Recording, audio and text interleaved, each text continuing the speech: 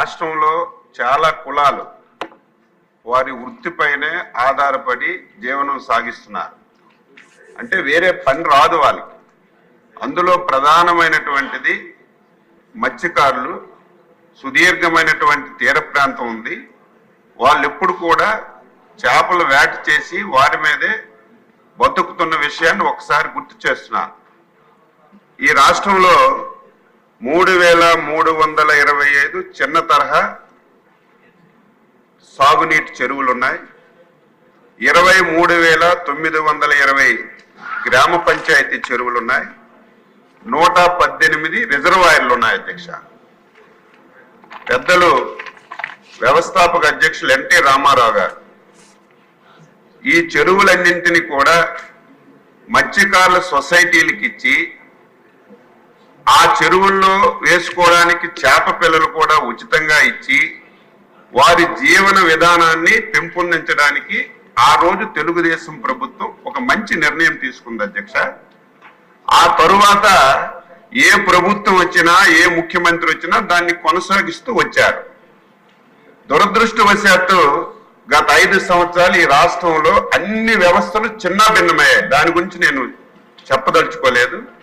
కానీ ఎవరైతే వారి వృత్తి మీద జీవనం సాగిస్తున్నారో అటువంటి వ్యవహారాన్ని కూడా విడిచిపెట్టకుండా దీన్ని కూడా ఈరోజు తీసుకోవాలని చెప్పి ఒక దుర్మార్గమైనటువంటి ఆలోచన చేసి 217 జీవో తీసుకొచ్చారు. ఈ జీవో సారాంశం ఏంటి? ఈ చెరువులన్నీ కూడా ఆన్లైన్లో టెండర్లు పిలిచి సొసైటీలకు కాకుండా ఆ రోజు ఎవరైతే వైసీపీ నాయకులు ఉన్నారో వాళ్ళ కార్యకర్తలు ఉన్నారో వాళ్ళందరికీ ఈ చెరువులు కట్టబెట్టి మత్స్యకారుల జీవితాలతో ఆడుకోవాలని ఒక దుర్మార్గమైనటువంటి జీవోని తీసుకొచ్చారు. అధ్యక్ష, ఒకే తెలిసి జరిగిందో తెలియక జరిగిందో జీవో తీసుకొచ్చారు. తీసుకొచ్చిన తర్వాత ఎంటైర్ మత్స్యకారులందరూ రోడ్డు మీదకి వచ్చారు. అధ్యక్ష, అన్ని రాజకీయ పార్టీలు ధర్నా చేశారు, దీక్షలు చేశారు.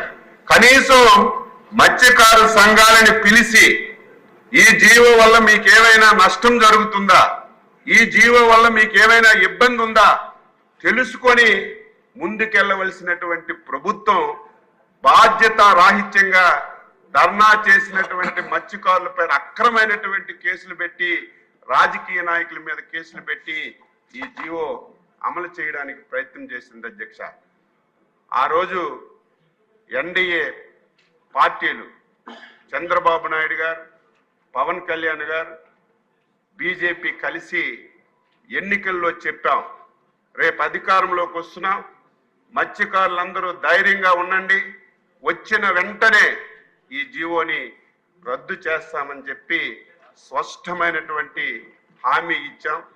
మా హామీని నమ్మారు. ఇచ్చాపురం నుంచి నెల్లూరు వరకు ఏవైతే మత్స్యకారులు ఉన్నటువంటి నియోజకవర్గాలన్నీ కూడా అందరూ మా నమ్మకం మీద ఓట్లేసి మమ్మల్ని అందరినీ గెలిపించారు. ఇచ్చిన మాట ప్రకారం ఈ జీవోని రద్దు చేయాలని చెప్పి ప్రభుత్వం నిర్ణయం చేసింది. ఈ నిర్ణయాన్ని రేపు వచ్చే క్యాబినెట్లో పెట్టి తప్పనిసరిగా ఈ జీవోని రద్దు చేస్తామని సభ్యులకి మత్స్యకారులందరికీ తెలియజేస్తున్నాను. రద్దు చేయడమే కాదు అధ్యక్ష, మళ్ళీ ఉచితంగా చేపలు ఇస్తాం. మళ్ళీ మీరు మత్స్య సంపద మీద మీ కుటుంబాలు బాగుపడడానికి, మీ పిల్లల భవిష్యత్తును బాగు చేయడానికి ఏవైతే 2014-19 మత్స్యకారులకు ఒక స్వర్ణయుగం లాగా ఇప్పుడే గౌరవ శాసనసభ్యులు చెప్పారు, వాళ్ళు ఇచ్చాం.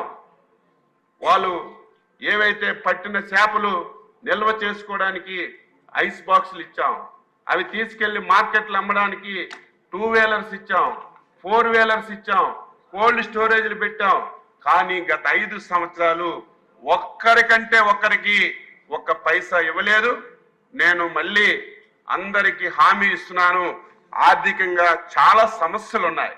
ఆ సమస్యలన్నీ కూడా అధిగమించి వీలైనంత తొందరగా మళ్ళీ ఆ పథకాలన్నీ కూడా పునరుద్ధరించి మత్స్యకారులంటే తెలుగుదేశం, తెలుగుదేశం అంటే మత్స్యకారులు, 42 సంవత్సరాల నుంచి ఈ పార్టీకి నమ్ముకున్నటువంటి కులం ఏదైనా ఉంది అంటే మత్స్యకారులు కాబట్టి వారికి అన్ని విధాల ఈ ప్రభుత్వం సహాయం చేస్తుందని స్పష్టంగా ఈ సభ ద్వారా అందరికీ హామీ ఇస్తూ ఈ అవకాశం ఇచ్చినటువంటి మీకు ధన్యవాదాలు తెలియజేస్తూ సెలవు తీసుకుంటున్నాను.